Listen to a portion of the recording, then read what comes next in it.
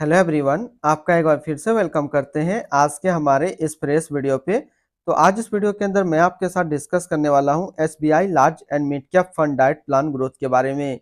इसमें मैं आपसे डिस्कस करूंगा कि ये जो म्यूचुअल फंड है इसने पिछले 1 साल, 3 साल, 5 साल या फिर एनुअल रिटर्न क्या दिया है, आज के डेट में इसका एक एनएवी का प्राइस क्या है, ये कितने स्टार रेटिंग म्यूचुअल फंड है, इसमें आप मिनिमम एसआईपी अमाउंट क्या लगा सकते हैं और इसका फंड साइज क्या है। साथ ही साथ मैं आपसे डिस्कस करूंगा इसके अंदर कौन कौन सा स्टॉक लिस्टेड है और अगर आप इस म्यूचुअल फंड के अंदर कुछ पैसा जमा किए होते तो पिछले 1 साल, 3 साल, 5 साल के अंदर आपको क्या रिटर्न देखने को मिलता। और लास्ट में मैं आपसे डिस्कस करूंगा कि क्या हमें SBI large and mid cap fund के अंदर इन्वेस्ट करना चाहिए या फिर नहीं करना चाहिए। अगर आपने ऑलरेडी इन्वेस्ट किया है तो आगे आप अपना एसआईपी या फिर लमसम के साथ क्या करेंगे। तो बात करते हैं SBI large and mid cap fund diet plan growth. ये एक इक्विटी म्यूचुअल फंड है जो कि large and mid cap category के अंदर आता है और ये काफी हाई रिस्क म्यूचुअल फंड है। इसने जो पिछले 1 साल में रिटर्न दिया है वो रिटर्न है 36.59% का। 3 साल के रिटर्न के ऊपर बात करते हैं तो 3 साल में 21.55% का रिटर्न दिया है। 5 साल के रिटर्न के ऊपर बात करते हैं तो 5 साल में 24.58% का रिटर्न है। और अगर एनुअल रिटर्न की बात करें इनका तो एनुअल रिटर्न है 18.65% का। ध्यान देंगे अभी जो भी रिटर्न मैंने आपके साथ यहाँ पे डिस्कस किया, 1 साल, 3 साल या फिर 5 साल का, ये इनका वन टाइम यानी कि लमसम का रिटर्न है। अगर आप एक बार में कुछ पैसा जमा करते तो फिर आपको ये रिटर्न देखने को मिलता।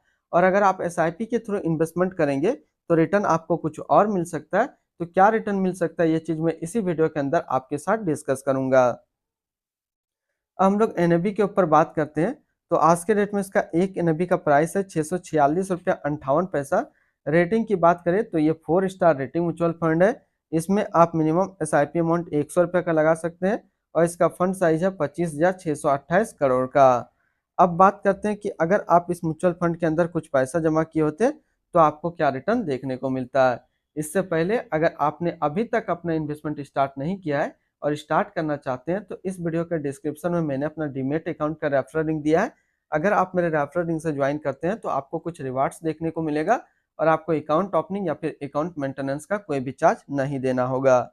बात करते हैं कि अगर आप इस म्यूचुअल फंड में 5,000 रुपया पर मंथ जमा किए थे तो 1 साल में आपका पैसा जमा होता है 60,000, आपको मिलता है 71,270 रुपया। यानी कि एसआईपी के थ्रू 1 साल में करीब आपको 18% का रिटर्न देखने को मिलता। 3 साल की बात करें तो 3 साल में आपका पैसा जमा होता है 1,80,000, आपको मिलता है 2,64,534 रुपया। यानी कि 3 साल में एसआईपी के थ्रू करीब आपको 47% का रिटर्न देखने को मिलता। और बात करें 5 साल में तो 5 साल में आपका पैसा जमा होता है 3 लाख, आपको मिलता है 5,84,663 रुपया। यानी कि एसआईपी के थ्रू 5 साल में आपको करीब 95% का रिटर्न देखने को मिलता। अब बात करते हैं कि अगर आप इस म्यूचुअल फंड में एक बार में 1 लाख रुपया जमा किए होते तो 1 साल में आपका 1 लाख रुपया 1,36,590 रुपया होता। 3 साल में आपका 1 लाख रुपया 1,79,583 रुपया होता और 5 साल में आपका 1 लाख रुपया 3,83,000 होता। होल्डिंग की बात करते हैं तो इसके अंदर जो टोटल स्टॉक लिस्टेड है वो टोटल 85 स्टॉक लिस्टेड है। अगर हम इसमें टॉप 10 और उसके सेक्टर वाइज डिस्कस करते हैं तो पहला नाम आता है एचडीएफसी बैंक लिमिटेड फाइनेंशियल क्षेत्र, Reliance industrial limited energy, ICICI bank limited financial, state bank of India financial, HDFC assist management company limited financial, Muthoot finance limited financial, Abbott India limited health care, Infosys limited technology, Voltas limited consumer discretionary, Shree cement limited construction के क्षेत्र में है।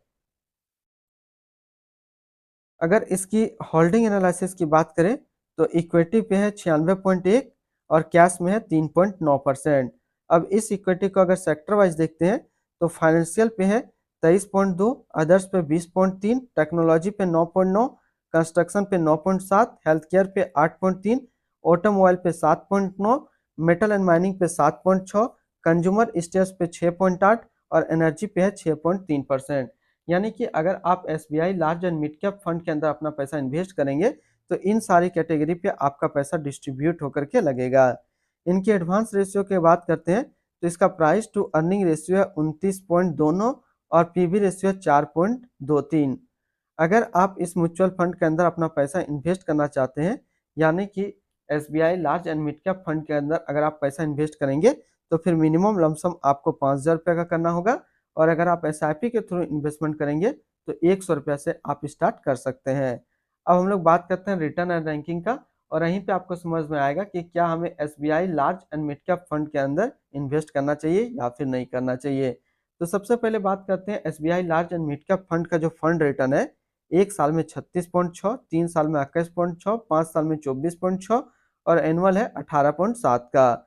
वहीं पे इस category का जो average return होता है यानी कि equity large and mid cap mutual fund का, 1 साल में 44.6, 3 साल में 21, 5 साल में 23.8 का है। तो यहाँ से देखेंगे 1 साल में ये अपना कैटेगरी एवरेज से कम रिटर्न दे रहा है, लेकिन 3 साल और 5 साल में ये अपना कैटेगरी एवरेज से ज़्यादा रिटर्न निकाल करके दे रहा है।